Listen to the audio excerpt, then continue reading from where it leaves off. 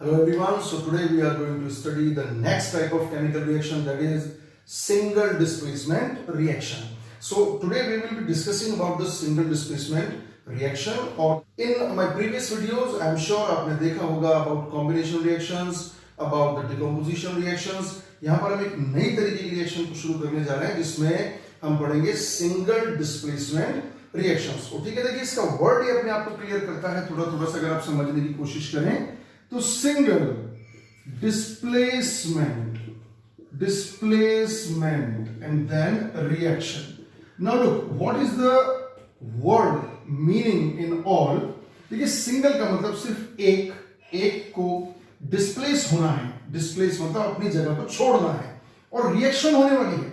Reaction का मतलब क्या होता है? Formation of new compounds, formation of new chemicals with new chemical properties, तो उसको हम कहते हैं सिंगल डिस्प्लेसमेंट रिएक्शन। ठीक है, तो डेफिनेशन वाइज क्या होना चाहिए? Definition wise single displacement reaction को हम कहेंगे a type of chemical reaction in which a high reactive element displaces a less reactive element from its compound. देखिए मैं यहां पर एक फॉर्मूला लिख रहा हूं और उसमें हम समझने की कोशिश करते हैं कि डिस्प्लेसमेंट रिएक्शन का बेसिक फॉर्मूला क्या है। ठीक है, तो आप समझने की कोशिश करना। देखिए एक ये रिएक्टेंट है ए, जो रिएक्शन कर रहा है किसके साथ? एक कंपाउंड के साथ। ठीक है, जब इसमें रिएक्शन होगी तो देखो होगा क्या। अगर ये सिंगल डिस्प्लेसमेंट रिएक्शन है, what type of single displacement reaction है, तो इसमें ये ए बीइंग हाई रिएक्टिव, कैसा? बीइंग हाई रिएक्टिव, और इस दूसरे कंपाउंड में जो रिएक्टेंट है इसके अंदर जो ये बी है ये कैसा होगा? लेस रिएक्टिव होगा। कैसा होगा? लेस रिएक्टिव होगा। तो करेगा क्या? ये जो ए है हाई रिएक्टिव, इस कंपाउंड में से जो लेस रिएक्टिव बी है इसको डिस्प्लेस करेगा, इसको धक्का देगा, बाहर निकालेगा। तो ये क्या करेगा? ये ए इस बी को शिफ्ट करेगा कि तुम बाहर जाओ। ठीक है, इसको ये डिस्प्लेस कर देगा क्योंकि ये इससे ज्यादा पावरफुल है, और ये बात आप भी जानते हैं कि जो पावरफुल होता है वो कमजोर को भगा देता है। ठीक है, शक्तिशाली कमजोर को खिसका देता है। तो ये ए जो है हाई रिएक्टिव होने की वजह से लेस रिएक्टिव बी को शिफ्ट कर देगा और खुद अपना कंपाउंड उसके साथ बनाएगा। तो एज ए रिजल्ट आपको क्या चीज मिलेगी? एज ए रिजल्ट आपको मिलेगा ए सी, ये इसके साथ जुड़ जाएगा, बी को शिफ्ट कर देगा और बी को इसने बाहर निकाल दिया। तो आपने नोटिस किया ये a being high reactive BC compound में से इस बी को बाहर निकाल देता है क्योंकि ये बी लेस रिएक्टिव है, और इस लेस रिएक्टिव को डिस्प्लेस करने की वजह से ही ये रिएक्शन क्या बन रही है? सिंगल डिस्प्लेसमेंट रिएक्शन बन रही है। इसको सिंपली डिस्प्लेसमेंट रिएक्शन भी कहते हैं, रिप्लेसमेंट रिएक्शन भी इसको हम कह सकते हैं। ठीक है, तो इस तरह की रिएक्शंस में एक बात बहुत जरूरी है कि ये वाला एलिमेंट इस कंपाउंड के इस एलिमेंट से हाई रिएक्टिव होना चाहिए और ये लेस रिएक्टिव होना चाहिए। जैसे मैं एक एग्जांपल लिखता हूं आपके सामने, आप समझने की कोशिश करना। इसको हम मिटा देते हैं और आप समझे कि ये रिएक्शन कैसे प्रोसीड हो रही है। तो यहां हमने इसको मिटा दिया। देखिए मैं एक रिएक्शन लिख रहा हूं जहां पे नोटिस करेंगे कि ऐसा हुआ। जैसे मान के चलो मैंने लिखा Zn प्लस HCl, क्या लिखा? Zn plus HCl। अब अगर हम नॉलेज रखते हैं, मैं आपको बताऊंगा कैसे पता चलता है कि कौन हाई रिएक्टिव है और कौन लेस रिएक्टिव है। ठीक है, लेकिन अभी मैं फिलहाल समझाने के लिए आपको बता दे रहा हूं कि यहां पर जो जिंक है, ये जो जिंक है, ये जिंक इस हाइड्रोजन से हाई रिएक्टिव होता है, ये हम जानते हैं। ठीक है, और नेचर में भी ऐसा है।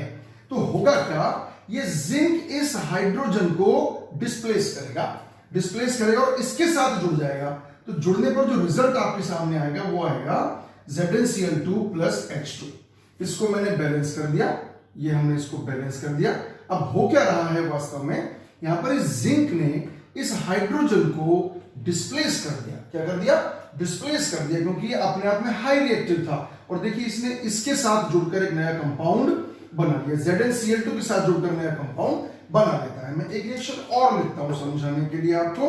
देखिए जिंक का ही लेते हैं सहारा, क्योंकि ये आपके सिलेबस में बार बार आएगा। सेम सिचुएशन है, इसमें भी ये जिंक जो है ये इस हाइड्रोजन को डिस्प्लेस कर देगा और एज ए रिजल्ट आपको मिलेगा ZnSO4 प्लस H2। ठीक है, इस जिंक ने इस हाइड्रोजन को डिस्प्लेस कर दिया। एक एग्जांपल और मैं आपके सामने ले रहा हूं, ये समझने की बात है, ध्यान रखिएगा। एग्जांपल मैंने लिया आयरन प्लस इसकी रिएक्शन मैंने कराई कॉपर सल्फेट से, कॉपर सल्फेट से। अब जब हम स्टडी करते हैं तो हमको ये पता चलता है कि ये आयरन कॉपर से ज्यादा रिएक्टिव होता है। This iron is high reactive than copper. Then what will happen, this iron will displace the copper, copper को धक्का मार देगा और एज द रिजल्ट आपको प्रोडक्ट जो मिलेगा वो मिलेगा FeSO4 प्लस Cu, ये इसमें से निकल गया। ठीक है, अब यहां पर देखो आपको ना एक राइमिंग से नजर आएगी कि सब में ये चीजें डिस्प्लेस होती चली जा रही हैं। अगर बाय द वे मैं आपके सामने ऐसा लिख दूं, कैसा लिख दूं, अगर मैं आपके सामने लिख दूं Cu प्लस FeSO4, तो एक नजर में इन सबको देखते हुए तो ऐसा लगता है कि ये कॉपर इसको किसका देगा, कंपाउंड बन जाएगा, लेकिन ऐसा होगा नहीं। तो इसके सामने हमको लिखना होगा नो रिएक्शन, नो रिएक्शन। कारण क्या है इस बात का, इसका रीजन ये है क्योंकि कॉपर आयरन से लेस रिएक्टिव होता है, कॉपर लेस रिएक्टिव है और आयरन हाई रिएक्टिव है। ये कॉपर इस आयरन को डिस्प्लेस नहीं कर सकता। अगर एक रेसलिंग रिंग में मैं और खली खड़े हो जाएं तो आप समझ सकते हैं कौन डिस्प्लेस होने वाला है, खली मुझे भगा देगा। तो ये ताकतवर की बात होती है अभी। ठीक है, अब प्रॉब्लम हमारे सामने ये आएगी कि हमको कैसे पता लगेगा कि कौन हाई रिएक्टिव है और कौन लेस रिएक्टिव है। ठीक है, we have solution for that. तो वो सॉल्यूशन क्या है, वो सॉल्यूशन है रिएक्टिविटी सीरीज। क्या बोला मैंने, रिएक्टिविटी सीरीज मैंने बोला।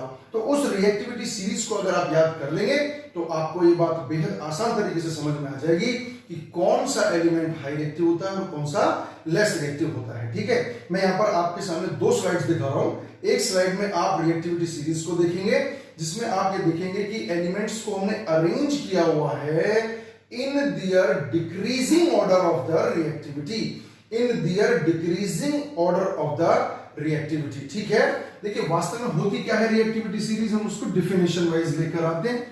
तो रिएक्टिविटी सीरीज क्या है, एक्टिविटी सीरीज क्या है, देखिए हम समझने की कोशिश करते हैं। ये हो गया रिएक्टिविटी सीरीज, राइट। तो देखिए रिएक्टिविटी सीरीज क्या चीज होती है, या एक्टिविटी सीरीज भी आप इसको कह सकते हैं। याद रखिएगा ये जो रिएक्शन है बहुत इंपॉर्टेंट है, बहुत सारे चैप्टर्स में ये काम आती है, बहुत जगह ये काम आती है। ठीक है, तो what is the reactivity series and what is the activity series? Arrangement of the elements in order of their decreasing reactivity from up to down is called as reactivity series. Arrangement of the elements in order of their decreasing reactivity from up to down is called as reactivity series. ठीक है, तो यहां पर आपके सामने reactivity series मैंने दे रखी है जिसमें different kind of elements arrange है।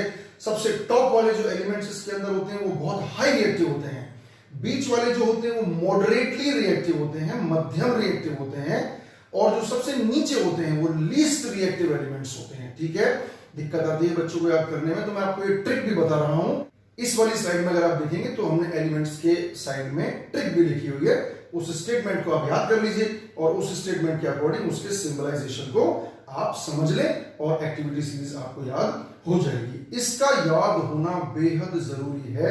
अगर आपको ये याद नहीं हुई तो ये मान के चलें कि सिंगल डिस्प्लेसमेंट रिएक्शन आप कभी भी सॉल्व नहीं कर पाएंगे, क्योंकि वो किसी भी एलिमेंट को किसी भी एलिमेंट के रिलेशन में आपसे पूछ सकते हैं। So this is a prime requirement to learn to understand the reactivity series. हर कीमत पे इसे याद करना है, चाहे पूरा दिन लगाना पड़ जाए। ठीक है, और मैंने आपको ट्रिक भी बता दी है, आप उसके अकॉर्डिंग फॉलो उसको कर सकते हैं। Correct, now we move on to the activity that will clearly describe the single displacement reaction. Okay, now we move on to the activity और experiment to understand the single displacement reaction. ये कैसे execute होती है, क्या वास्तव में ऐसा response देखने को हमको मिलता है, तो हम इसे समझेंगे। ठीक है, तो देखिए आपको क्या क्या चाहिए होगा इसके लिए। आपको इस एक्टिविटी को परफॉर्म करने के लिए आयरन नेल्स चाहिए होंगे, आयरन नेल्स जिसको सिंपली हम लोहे की कील बोलते हैं। ठीक है, आयरन नेल्स आपको चाहिए होंगे। इसके बाद आपको टेस्ट ट्यूब्स चाहिए होंगे, and then after we require thread, and the most important thing that we require is copper sulphate solution. क्या चाहिए होता है हमें? कॉपर सल्फेट सॉल्यूशन हमको चाहिए होता है, ठीक है। तो हमको आयरन नेल्स चाहिए होंगे, टेस्ट ट्यूब्स चाहिए होंगे, थ्रेड चाहिए होगा और कॉपर सल्फेट सॉल्यूशन चाहिए होगा, ठीक है। कई तरीके से इस एक्टिविटी को परफॉर्म किया जाता है, लेकिन हम एक सिंपल तरीके को फॉलो करेंगे, करेक्ट। इस एक्टिविटी में जो नोटिस करने वाली बात है वो कलर बहुत इंपॉर्टेंट है, आप ध्यान रखिएगा, कलर बहुत इंपॉर्टेंट होता है। देखो यहां पर कुछ चीजों के कलर को मैं मेंशन कर देता हूं। आयरन नेल्स का कलर आप सब जानते हैं ग्रे कलर का होता है, और जो कॉपर सल्फेट होता है, कॉपर सल्फेट ये ऑलवेज रहेगा। कॉपर सल्फेट का जो कलर होता है वो ब्लू कलर का होता है, इसका सॉल्यूशन भी ब्लू कलर का ही बनता है। अब हम इस एक्टिविटी को परफॉर्म करते हैं, ठीक है, कैसे ये एक्टिविटी परफॉर्म होती है, करेक्ट। देखिए आप क्या करेंगे, आप 2 टेस्ट ट्यूब्स लीजिए, बहुत इंपॉर्टेंट एक्टिविटी है, आपको 50 जगह ये एक्टिविटी काम आती है लाइफ में। आप 2 टेस्ट ट्यूब लेंगे, 2 टेस्ट ट्यूब आपको लेने हैं, राइट। और इन दोनों टेस्ट ट्यूब्स के अंदर देखिए आपको क्या करना है, समझने की बात है, ध्यान से सुनना। दोनों ही टेस्ट ट्यूब्स के अंदर आप भरेंगे क्या? कॉपर सल्फेट का सॉल्यूशन। दोनों में ही भर दीजिए आप। आपको लगेगा सर दोनों में आप ऐसा क्यों करवा रहे हैं, समझने की कोशिश करें आप। कॉपर सल्फेट का हमने इसमें सॉल्यूशन डाला, और ये जो सॉल्यूशन होता है इसका कलर होता है ब्लू। कैसा कलर होता है? ब्लू कलर होता है, ठीक है। ध्यान रखिए 2 टेस्ट ट्यूब हमने लिए हैं, टेस्ट ट्यूब ए और टेस्ट ट्यूब बी। दोनों के अंदर ही हम एक्सपेरिमेंट को कैसे परफॉर्म करते हैं समझने की बात है। ध्यान रखना, एक्सपेरिमेंट सिर्फ एक टेस्ट ट्यूब में ही कंडक्ट होगा। दूसरी टेस्ट ट्यूब को हम कंपैरिजन के लिए लेते हैं कि कैसा था पहले। ध्यान रखना, एक टेस्ट ट्यूब बी में हम एक्सपेरिमेंट को परफॉर्म करेंगे, और टेस्ट ट्यूब ए को सिर्फ और सिर्फ हम उसके कंपैरिजन के लिए रखेंगे कि क्या चेंज आ गया है, ठीक है। तो दोनों ही टेस्ट ट्यूब्स में हमने किस तरह का सॉल्यूशन लिया? ब्लू कलर का कॉपर सल्फेट का सॉल्यूशन हमने लिया, ठीक है। अब हमारे पास क्या बचे हुए हैं? आयरन नेल्स बचे हुए हैं। तो देखिए आयरन नेल्स में से आयरन नेल्स को एक को तो आप यहां रख दें, आयरन नेल्स को। आयरन नेल बोलने का मतलब है वो आप आयरन Fe को ले रहे हैं, इसको ले रहे हैं Fe को। तो आयरन नेल का कलर ग्रे होता है, एक आपने यहां रख दी, इसमें आपने ब्लू कलर का कॉपर सल्फेट सॉल्यूशन ले लिया। इस टेस्ट ट्यूब में, सिर्फ इसमें टेस्ट ट्यूब बी में आप एक आयरन नेल को लटकाएंगे। किससे? आप समझ गए होंगे कि हमने हमारे पास थ्रेड लिया था इसी उद्देश्य से। एक आयरन नेल आप लेंगे, ये आयरन नेल आपने ले ली, इस आयरन नेल को हमने लटका दिया है एक थ्रेड की हेल्प से, और अब हम ऑब्जर्व करेंगे कि इसके अंदर क्या होता है। ध्यान रखिएगा, ये क्या है? आयरन नेल है, ये आयरन नेल है। कैसे कलर की होती है? ग्रे कलर की। और इसमें क्या भरा हुआ है? कॉपर सल्फेट का सॉल्यूशन। ये कैसे कलर का होता है? ब्लू कलर का। अब देखते हैं क्या चेंज आता है, ठीक है।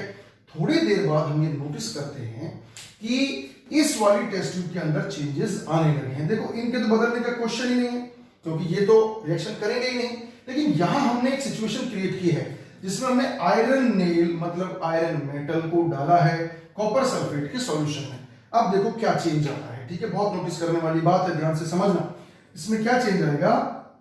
टेस्ट ट्यूब बी के सॉल्यूशन में कलर चेंज होने लगता है, और इसका ब्लू कलर धीरे धीरे धीरे धीरे लाइट ग्रीन कलर में कन्वर्ट हो जाता है। किसमें कन्वर्ट हो जाता है?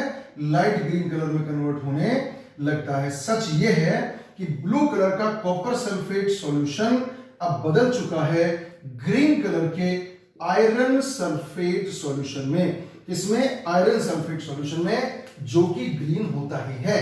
कैसा होता है? ग्रीन होता ही है। तो एक तो आपने ऑब्जर्वेशन ये देखा, दूसरा ऑब्जर्वेशन आप क्या देखते हैं, बहुत इंटरेस्टिंग, कि इसमें ये जो आयरन नेल होती है इसके ऊपर ब्राउन कलर का डिपोजिशन आ जाता है, जो क्लियरली ऑब्जर्व होता है। मैं आपको पिक्चर्स दिखाऊंगा इसके कि वो कैसे ऑब्जर्व होते हैं। बिल्कुल ब्राउन कलर का डिपोजिशन इसके ऊपर आ जाएगा, and which is found to be copper. वो किसका डिपोजिशन होता है? कॉपर का डिपोजिशन होता है।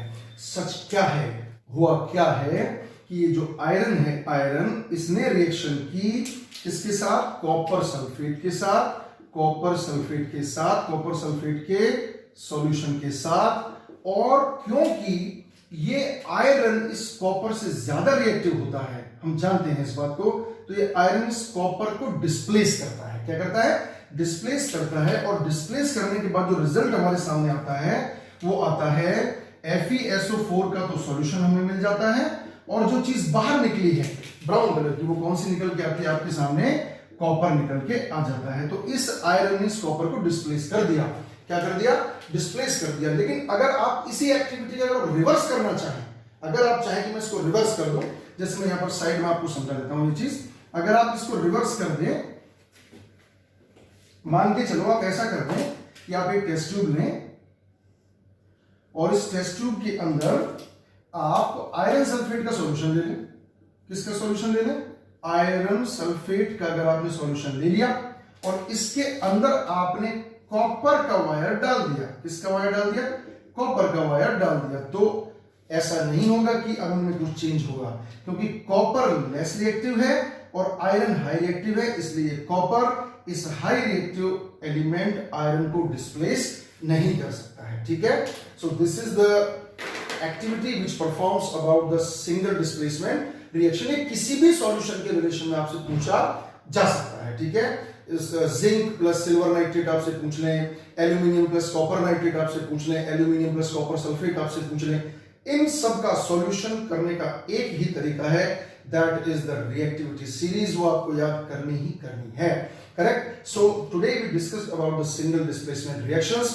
ओके, तो we can have number of examples, लेकिन ये बात आपको ध्यान में रखनी है, बिना रिएक्टिविटी सीरीज के आप इसके क्वेश्चंस को सॉल्व करने में आपको प्रॉब्लम आएगी। ठीक